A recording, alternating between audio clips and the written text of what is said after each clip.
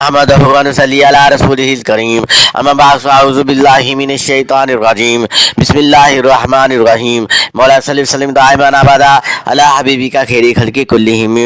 حضرت ابو ہریرہ رضی اللہ تعالیٰ عنہ سے مروی ہے کہ اقرا بن حابس رضی اللہ تعالیٰ عنہ نے حضور نبی اکرم صلی اللہ علیہ وآلہ وسلم کو حضرت امام حسین علیہ السلام کو بوسہ دیتے ہوئے دیکھا تو عرض کیا میرے 10 بیٹے ہیں لیکن میں نے آج تک ان میں سے کسی کے ساتھ بھی ایسا پیار بڑا برتاؤ نہیں کیا۔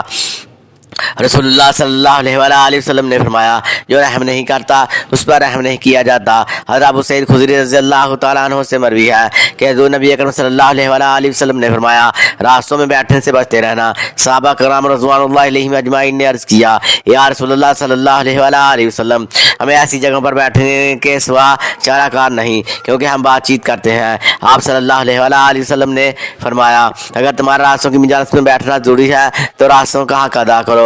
عرض کیا یا رسول اللہ صلی اللہ علیہ وآلہ وسلم راستے کا حق کیا ہے؟ آپ صلی اللہ علیہ وآلہ وسلم نے فرمایا نظر نیچی رکھنا، تکلیف دہ چیز کا راستے سے ہٹا دینا، سلام کا جواب دینا، اچھی بات کا حکم دینا اور بری باتوں سے منع کرنا، یہ راستے کا حق ہے۔ مزید اچھی ویڈیو کے لیے چینل سبسکرائب کریں، ویڈیو کو لائک اور شیئر کریں، اپنی رائے کا کمنٹ میں اظہار کریں۔ شکریہ۔